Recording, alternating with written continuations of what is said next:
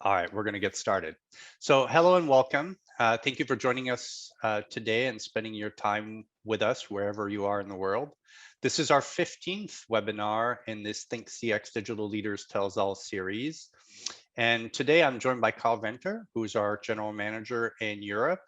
And we're going to discuss how digital experiences are the key to growing consumer brands. And we're going to talk a little bit about consumer electronics and appliances and different aspects of consumer brands. If at any point you have any questions, please use the chat or the messaging function. We'll be monitoring that. If for some reason we don't have time to address all the questions live, we'll make sure to respond through email after the event. And for any of you who are not able to attend, or if you want to be able to share the content of this webinar with a colleague or a friend, it is being recorded and we will make it available after the event. So with that, as I mentioned, with me is Carl. I'm the Vice President of Marketing at Evolv. Carl, do you want to just talk a little bit about yourself? Yeah, hi everyone. So I'm General Manager of Evolv for Europe, looking after the whole of the EMEA region.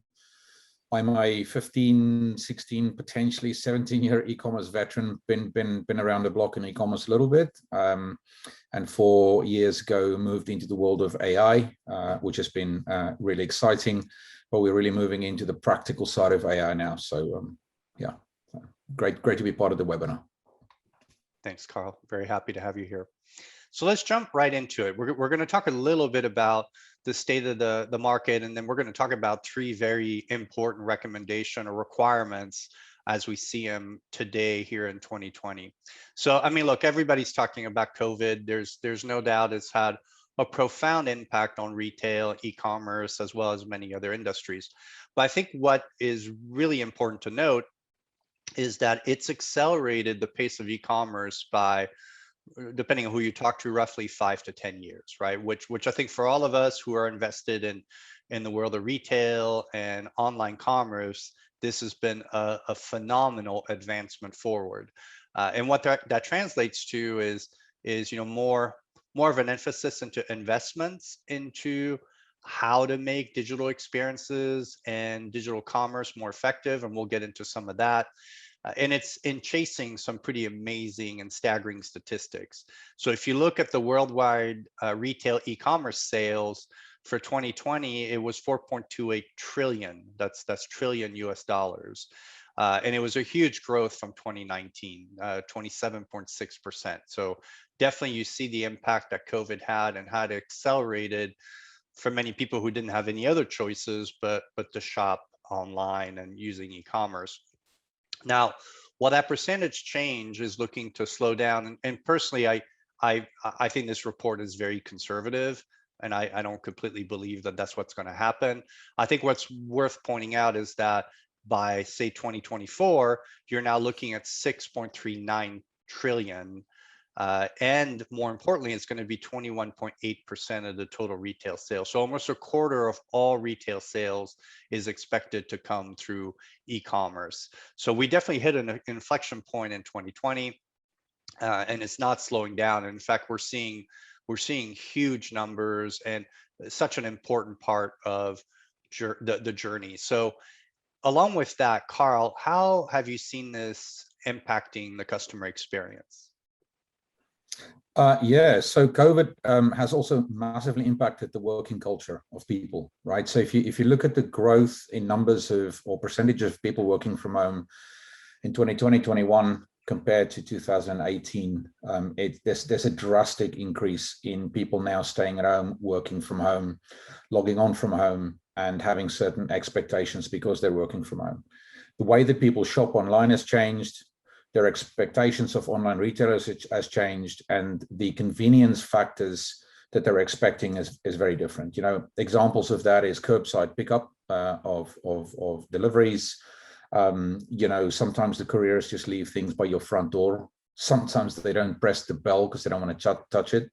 You know, the courier side, they're taking pictures of things on your doorstep, and that becomes the confirmation of delivery. So, you know, there's a lot of change in how people expect now to interact with online retailers. And then, online retailers are also forced to become more customer centric. If you can click to the next slide, please, John. Online interactions for people has to feel comfortable, and so more and more online retailers are forced to use heuristics to ground their customers in the particular customer journey. A customer should feel really comfortable about where they are. They should know where they've been, where they are, and where they're going, and not be confused by what they're seeing and experiencing online. What we're noticing, speaking to a lot of the digital retailers that we work with and in the market, is that simpler, smaller scale journeys are now more in demand. Not only because of the change of COVID, but also a lot of mid-market brands are beginning to enter the foray into online retail, and they're approaching customer journeys starting at a smaller scale. And so the more personalized that customer journey feels, the more the buyer connects with it, and the more they connect with that brand and that online experience. Thanks, John. Yeah, absolutely. I mean, I think it is staggering when you look at the impact that it's had from work from home. I mean, right now the analysts are forecasting that about a quarter of the workforce is going to stay working from home for the foreseeable future. So that's a huge portion of people for whom the new experience is very much now part of their daily lives. And you're right. I mean, we're definitely seeing a big focus on smaller journeys, but also looking at the entire journey. And we're going to talk a little bit about that, because not every journey is the same, and it has to be broken down into smaller bite-sized elements to it, but also realize that there are different journeys based on what an individual is looking to do. Absolutely. So in fact, let's talk a little bit about some of those studies. So MIT put out a recent study back in March, and they were talking about customer experience and the importance that it's having for businesses. And to me, this is really interesting to hear that 2/3, so 75% of the responders in this survey that they conducted are focused on more efficient customer experience delivery. And they actually view that as the most critical objective for them. The second most critical objectives was using analytics and insight. And I think this goes hand in hand, right? You can't deliver a better customer experience if you don't understand what's going on. So an investment followed by that into better insights and better tools and systems to be able to understand what's going on makes perfect sense. That was 60% of the responders, down from 75%, saw that as the second highest priority. And then what was interesting was that numbers 3, 4, and 5 were tied between increasing team collaboration and communication, increasing security of digital assets, and intellectual property. So those all came in third. But what's even more interesting was that 75% of the responders, it's funny how those numbers were working together, but another 75% of the responders indicated that they are increasing their use of digital development platforms. And this includes every aspect of having a very sophisticated platform to impact the customer journey, down to low code level kinds of changes that they would be making right on the website.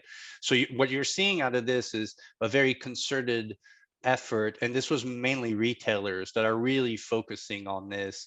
And then really for I think for all of us here, what's truly important to see is that they're also increasing their investment. So 80% of those responders said that they were dramatically increasing their investment priorities into this space. So I think the battlefield is about to get really heated, with a lot of companies understanding the importance of the customer experience and being able to impact that customer experience positively over time, and then making the right investments to be able to do that. Now, a really interesting aspect of the customer experience coming out of 2020 and this year so far has been a bigger focus on social responsibility, and companies really talking about how they are engaging in some of those social forces that are impacting our market. Carl, can you walk us through a few examples and trends that we see in particularly the consumer space and consumer electronics? Absolutely. Looking at from the consumer's point of view, they don't particularly care about AI and analytics, but they really do care about social responsibility. And if you look in 2019 alone, there was more than 50 million tons of electronic waste created. That's nearly a 25% increase since 2014. So massive, drastic increase in a very short space of time.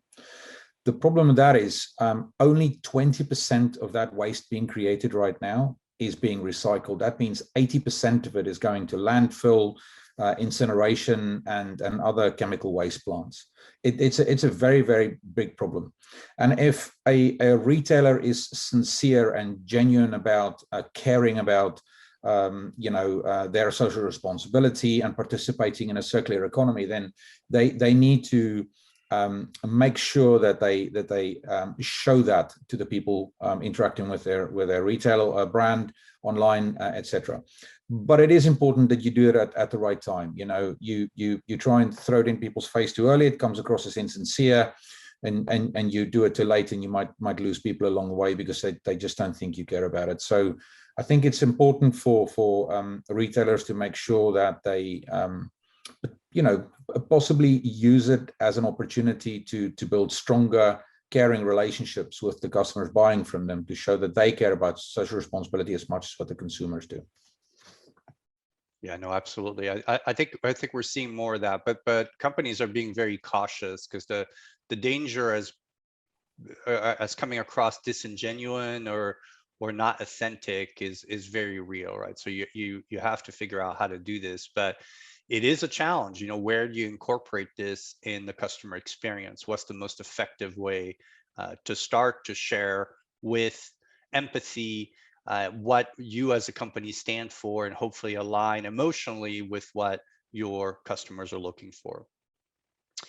So this is going to kind of wrap up our situational analysis, and now we're going to go into the three requirements. But it's very clear to us that any brand that's not set up today with a strong digital journey is going to have a really hard time. 2020 kind of reset the expectation bar. I always find it very amusing that we talk about things like curbside pickup as like a new standard. Like it's something that almost didn't exist 16 months ago. Like it was a very novel thing that very few people used, and now it is literally as a retailer, increasingly, if you don't have that as an option, it's very difficult to compete, because your competitor that has it probably is going to win that business for somebody who has changed their mindset, where they want to shop online. They want to see that you have the inventory. They want options to pick it up that same day, including curbside pickup. If you don't offer that kind of experience today, it is going to be very, very challenging. And this is true even as markets reopen. I mean, I can talk for myself. I live in a part of the country in the US which has started to reopen pretty aggressively. I find myself going more to grocery stores and have kind of backed off curbside pickup only for some of those things. For other things, I love the digital experience. I love being able to order something online and again decide how I want to pick it up. So I think despite markets reopening and people starting to be more out and about, I think the digital journey is now center stage and is an integral part of any of these journeys. So Carl, let's start talking about those three requirements. Sure. Yeah. So just pulling us back to consumer electronics, large appliances, and the way that people used to buy them. Showrooming is not necessarily a new concept in that space. Online retailers have been challenging bricks and mortar retailers for a while. Showrooming being where somebody goes into a store, they touch, they feel, they look at it, they get a sense of the product, and then they leave the store and they go and look for an online retailer that sells it either cheaper, offers a better warranty or a better returns policy, and then they buy it from the online retailer. But what do you do when all your bricks and mortar stores are closed? Showrooming became a bit of an opportunity for those bricks and mortar retailers prior to COVID, but then COVID started impacting that. And, with people working from home so much, the question is, will they continue to showroom in the old way, even when the stores are being open? I think it presents a real opportunity for digital retailers to digitize the showrooming experience. Some retailers have done a better job of others so far. we might mention a few examples of that. But it's important to make your consumer feel that they get a sense of that product online, that they can see it in relationship to other products, that they really have that feeling of being in a showroom, and that gives you the opportunity then to offer and use the other tactics to engage with them and to lock them into a buying journey. It's now more about researching online, and why allow that consumer to abandon your experience just to go and find it in another place, if you can capture that relationship there and then and use it to build customer lifetime value with that customer. For sure. Yeah. And it is really interesting. I think we're going to run into a couple examples here, but we've seen such an improvement in the ability to shop online. It used to be that it wasn't a big emphasis. As Carl, as you mentioned, unfortunately, a lot of online retailers were benefiting from people going into the store and experiencing whatever it is they wanted to buy, especially with consumer electronics, only to come home and then just go look for the cheapest option online. But with a lot of these stores having been shut or even going under, I mean, let's face it, we see a lot of the traditional brick and mortar retailers are still struggling. There's been a lot of bankruptcies the last couple of years, and unfortunately, it's probably going to continue to accelerate a little bit.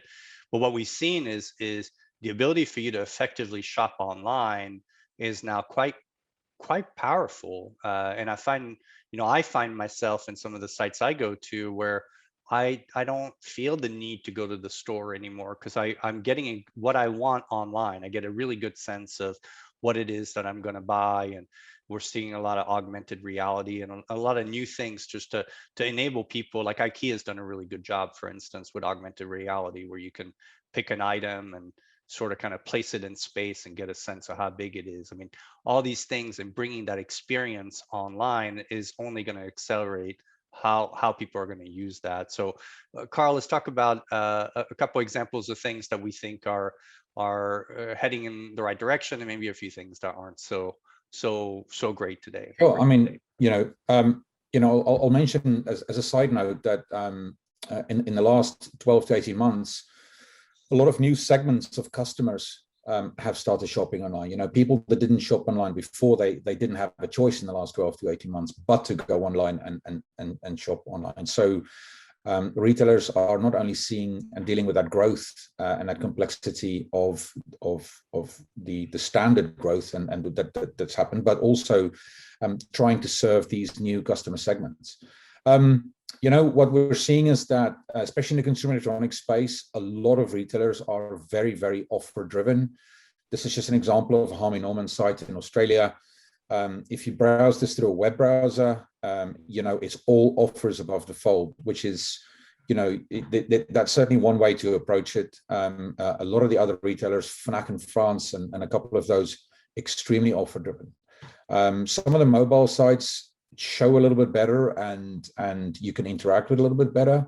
And I don't know if that was a factor of decision or in some cases just by pure luck that responsive design is reorganizing things in such a way that it comes across better. But it's certainly one approach. For us, what we're seeing a better approach is to be more customer centric. And so if you jump to the AO appliances online example, they've clearly taken quite a lot of time to optimize the customer experience and the customer journey to make it as simple as possible for somebody to find something. They use very clear imaging on the homepage that gives you a sense of scale of the products. It gives you a sense that you might be inside a showroom of some sort. And even when you browse through the category landing pages, then you get a similar experience there.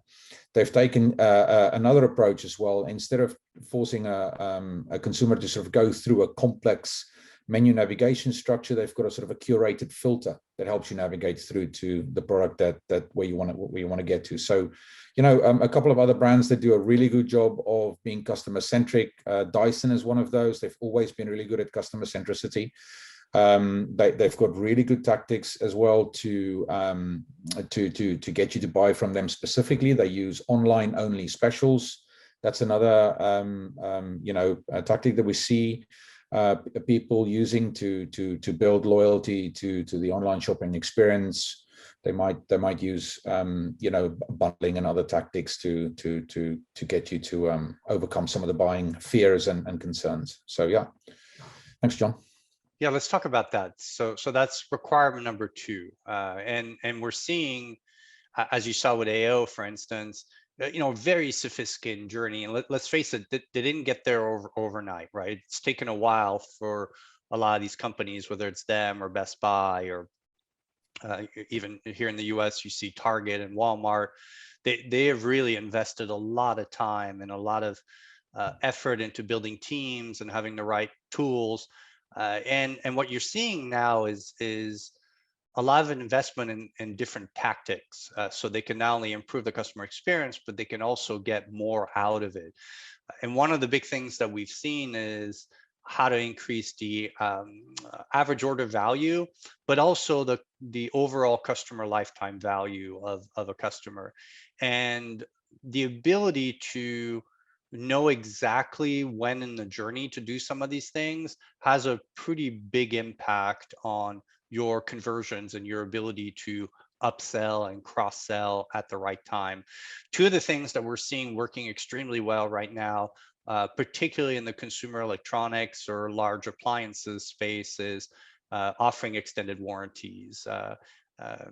Typically, they command a 15% premium if you can do it at the right time. We're seeing the same thing with mobile operators offering insurance plans for mobile devices, but it's all in figuring out exactly where's the best place in the journey to do that. Because as Carl mentioned earlier, if you do it too early, that might just kind of irritate people, and they're just not at that point where they're thinking, I want to spend more money with you. But then sometimes if you do it a little too late, you may miss the opportunity because that person just wants to be done. So really trying to figure out when is the right place and how to best feature that. And we've seen lots of different tactics that are quite effective. The same is true of bundling or cross-sell. We're seeing a lot of it with mobile devices where you're cross-selling accessories and offering promos and things like that, which are only available at checkout. You're seeing quite a few of the consumer electronics companies offering the same things, where they're trying to get you to purchase related items that go well together. It takes a lot of intelligence, takes a lot of creativity to figure out how to do this. And really what it's all about is understanding the journey that a visitor's on, and what goals they're trying to accomplish. Because some of these things, they fall flat because if somebody logs into, say, a mobile operator site to pay their bill, they don't want to be bombarded with, why haven't you purchased an extended warranty for your device, right? That's just the wrong time to do it. It's not the right journey. But if that individual is shopping for a new device, or is looking for different accessories, shows a commitment to the device, this is a good time to then start talking to them about possibly extended warranties or insurance plans and things like that. So at the end of the day, it goes back to intent and really understanding that as a key factor to success. So Carl, I mean, this I want to add in, to... John, if possible. I think bundling is also a really good tactic for brands to compete with the retail channel, on price, for example. So retailers are very well known, and as we've seen, especially in consumer electronics, a lot of the sites are so offer driven, and I think that's the concern with the retail channel being so heavily affected. Some retailers closing their bricks and mortar doors over the COVID impact. Some of the brands are being challenged and thinking about, if I lose that channel or a portion of that channel, and I go direct, how would I compete and how would I be effective? And so bundling tactics, as shown by Dyson for many years, is a very successful way of getting people to pay the price that you're asking for, but to give them additional value out of what they're buying from you and the relationship that they're getting from you. So. No, excellent. So this brings us to the third requirement, which is experimentation as a competitive weapon. Yeah. Well, what we're seeing with bricks and mortar retailers all across the industry, and we're lucky enough that we're still talking to a lot of them now via Zoom, of course, but that a lot of them are not quite ready for the new digital world as we see it now. Some lack optimization know-how. Some have very limited optimization tooling, and a lot of them are not ready for the scale of the problem. If you think about traditional and legacy A/B testing methods, they simply cannot keep pace with the way that the world is changing and the speed at which the world is changing. You know, the typical legacy A/B testing process is very error prone. It takes long. It doesn't always yield the results that you'd like it to see, and so you've got to start thinking of ongoing experimentation and learning as your potential competitive weapon that you can deploy. It's about continuous optimization and personalization, constant feedback, constant learning from customers' behavior on your site that allows you to make fine-tuning adjustments of the customer experience, customer journey in real time to engage with those customers in the best way and to drive the highest possible conversion rates. Very, very important, and such an opportunity for most organizations if they can use those ongoing learnings from real-time customer behavior to fine-tune the customer experience. Absolutely, and I guess as a probably small promotional message from us, I mean, obviously that's the space that we're in, and there's been such amazing advancement in the last couple of years in terms of how artificial intelligence can be used to tackle this problem, and really this concept of in real time understanding what a specific visitor has done, and then they became a client, and then using everything that you've learned from, let's say, Carl's experience. Carl just purchased a new home appliance. I understand everything that Carl's done, the journey that Carl's done, and now when me comes on the site, be able to recognize that John's intent looks very similar to what Carl was doing. So let's use what we learned from Carl's journey to impact in real time John's journey. And it is just phenomenal when you can do that, just how much more effective you become in connecting with that.